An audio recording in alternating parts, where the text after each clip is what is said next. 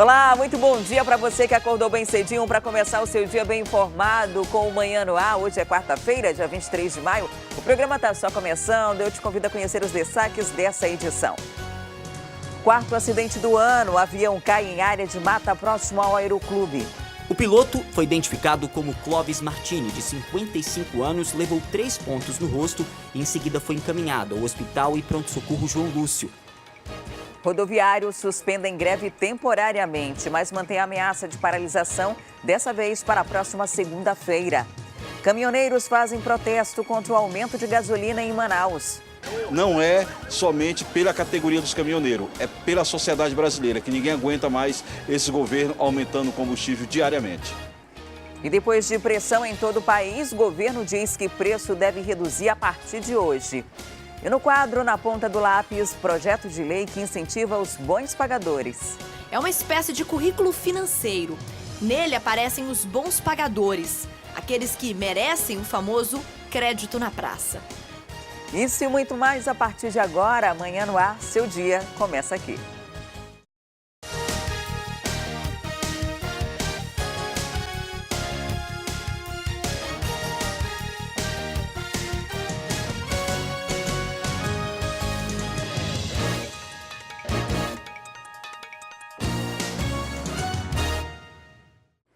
Olá, nós já estamos ao vivo e você pode participar do Manhã no Ar, é muito simples, manda para cá a sua sugestão de reportagem, denúncia ou flagrante, é só ir aqui, ó, na nossa página no Facebook, digita Manhã no Ar e deixa seu recadinho pra gente, tô te esperando. Nós já estamos ao vivo no aplicativo A Crítica Play. Clilson Silva de Almeida, conhecido como Loirinho, foi preso pela polícia. Ele confessou o homicídio de uma mulher que estava grávida. Esse caso aconteceu em 2017. A vítima, Leidiane de Souza Ferreira, foi encontrada no prédio abandonado da Santa Casa de Misericórdia. Em junho de 2017, o corpo de uma mulher grávida de 5 meses foi encontrada na Santa Casa de Misericórdia, hospital abandonado que fica no centro da cidade. A polícia até então não tinha pistas desse crime, mas na semana passada, Clilson Silva de Almeida foi preso pela Polícia Militar. Ele estava em atitude suspeita na Torquato Tapajós e quando ele foi levado até uma delegacia de polícia, acabou confessando que tinha matado a moça, identificada como Leidiane de Souza Ferreira, de 19 anos. Clilson confessou esse crime e confessou também que fazia parte de uma facção criminosa. Agora, ele diz que matou Leidiane, mas não quis falar na delegacia especializada em homicídios e sequestros a real motivação desse crime. A polícia disse que foi uma disputa pelo tráfico ali na área. Você confirma? Pode ser e pode não ser, né, mano? O que eu disser aqui pode me prejudicar, não tem, mano? Então eu prefiro ficar em silêncio sobre isso aí, não tem? Mas como é que você se sente em relação à morte dela que estava grávida? Culpado, né, mano? Porque tinha uma criança, não tem, eu tenho 2 filhos, não tem 3, não tem 1, tem. E eu penso nos meus filhos direto. Ele não tem culpa, né, mano, de ter o pai que tem. Que eu não era essa pessoa, não tem, mano. Eu era uma pessoa, assim, que se o cara me desse uma pedradinha de um pedaço de seixo, mano, eu não tinha coragem nem de beliscar o cara, não tem? E de uma hora pra outra eu me tornei uma pessoa que... Se o cara hoje me falar alguma coisa que eu não gosto, não tem, mano, eu sinto uma ira sobrenatural, tá ligado?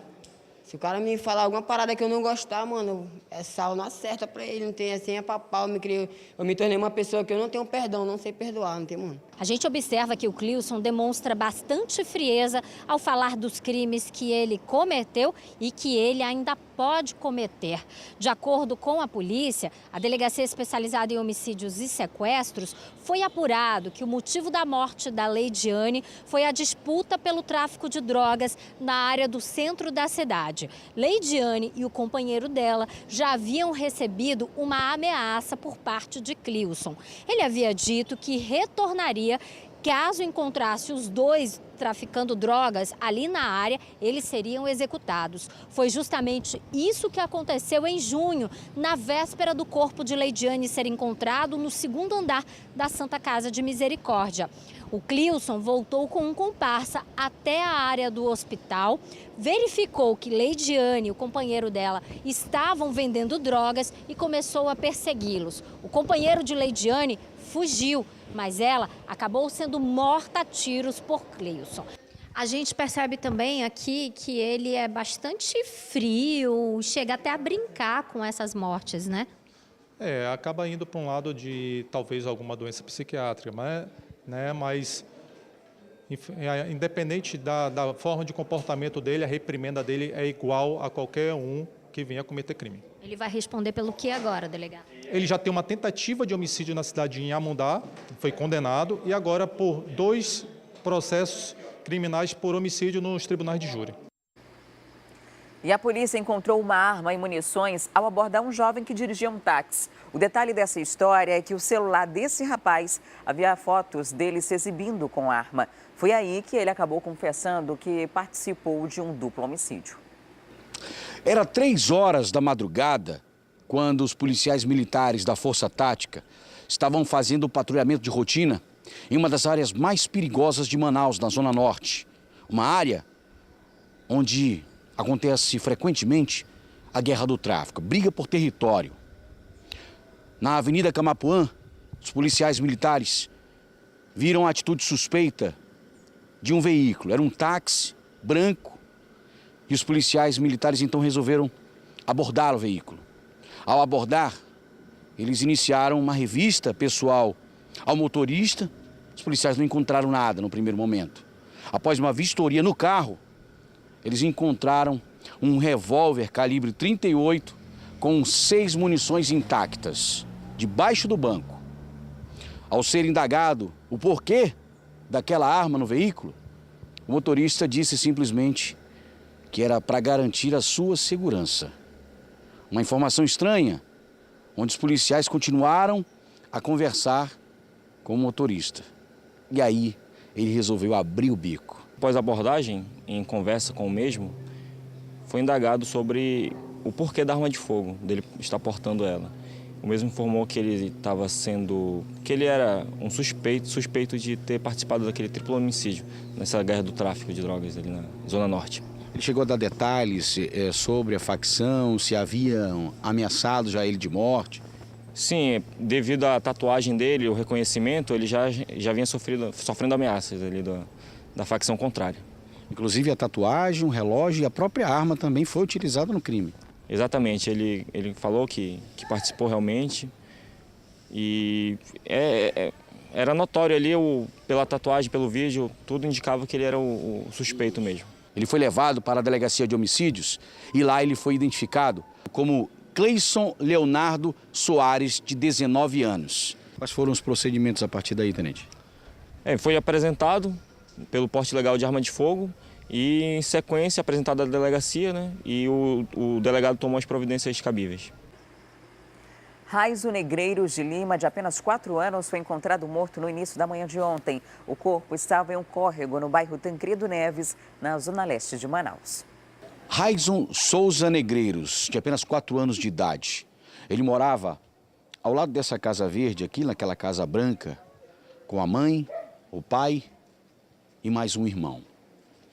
Ele fazia esse caminho toda madrugada. Segundo moradores aqui do Beco Natal, ele costumava a sair, andava por aqui com 2 cachorros e os vizinhos percebiam essa atitude dele. A senhora costumava ver a criança passar por aqui todas as vezes, assim de madrugada, à noite? Às vezes eu via, de noite não, só de dia. Aí a mãe dele saía atrás dele. Caminhava sozinho por aqui? Quando ela sentia a falta dele, aí ela saía atrás dele e ia buscar ele. O pequeno Raison continuou caminhando aqui pelo Beco Natal. Veio por este caminho. Isso aconteceu por volta de 3 horas da madrugada. Os pais sentiram falta. O pequeno Raison chegou a atravessar aqui a Rua Natal e continuar entrando no beco. O que a gente percebe é que o local é bastante acidentado e perigoso. Esse foi o caminho que a criança fez. São pontes de madeira muito deterioradas e que trazem risco a quem passa por aqui. Segundo os moradores desse outro lado do Beco Natal, essa área é uma área de difícil acesso e muito perigosa, principalmente à noite, porque esse local é muito escuro e dificultaria a identificação ou o que realmente aconteceu aqui durante a madrugada e a manhã desta terça-feira. O que se sabe é que a moradora desta casa foi quem encontrou o corpo da criança neste ponto aqui do córrego. Aí eu fui ver a galinha que está ali, né? Você já tinha tirado os pintinhos. Quando eu vinha vindo, aí para mim era um bebezinho, um bonequinho, né? Aí eu olhei, aí eu fui ver, né? Aí, meu Deus do céu, quase eu caí, me deu um tremelique, né? Aí eu chamei meu esposo e disse, cara, tem uma criança morta aqui. Se eu não acreditei, aí vem espiar, ele veio ver. Aí eu digo, chama o vizinho e liga para a polícia logo. Aí foi o que ele fez. Os policiais militares da 14ª SICOM foram acionados e vieram até o local. Isolaram a área e chamaram o Instituto Médico Legal, a perícia da Polícia Civil, que constatou que a criança estava com um ferimento na cabeça. É um caso muito complexo, não se sabe ainda o que de fato aconteceu. Mas o Instituto Médico Legal deve emitir o laudo em 30 dias para saber qual foi a causa da morte dessa criança. Aparentemente ele apresenta apenas uma pequena escoriação na cabeça, suja de barro, né? Aparentemente talvez tenha tropeçado e se afogado realmente no córrego, tentando brincar com o pato ou correndo atrás do pato. Esse caso vai ser investigado. Por enquanto, a polícia trabalha com algumas suspeitas. Uma delas é que a criança possa ter sido vítima de um choque elétrico, porque o pato também morreu, né, nessa situação. Aí o caso vai ser investigado agora e é uma pena que uma criança tão pequena tenha perdido a vida tão cedo. Um avião monomotor caiu na manhã de ontem em um terreno quando estava próximo de pousar no aeródromo de Flores. Esse já é o 4º acidente que acontece só este ano. Por sorte, o piloto era o único tripulante e conseguiu sobreviver. O monomotor voltava de um frete em São Gabriel da Cachoeira e pousou ainda pela noite no Aeroporto Internacional Eduardo Gomes. Durante a manhã desta terça-feira, o monomotor caiu enquanto voltava ao aeroclube. Somente a perícia vai dizer as causas e como aconteceu e da forma que ocorreu, né? Mas quando nós chegamos, a cena foi essa. Nós nos deparamos com a aeronave no solo, em chamas. Este homem presenciou o acidente e disse que viu o piloto sair da aeronave. Ele saiu correndo, né, com algumas escoriações, com certeza querendo ajuda, né, para ir para um pronto-socorro. O piloto foi identificado como Clóvis Martini, de 55 anos, levou 3 pontos no rosto e em seguida foi encaminhado ao Hospital e Pronto-Socorro João Lúcio para exames neurológicos. Este é o 4º acidente aéreo ocorrido no Amazonas este ano, segundo o Serviço Regional de Investigação e Prevenção de Acidentes Aeronáuticos. 2 deles aconteceram no perímetro do Aeroclube de Flores. De 2012 a junho de 2017, houve 79 acidentes apurados pelo Seripa.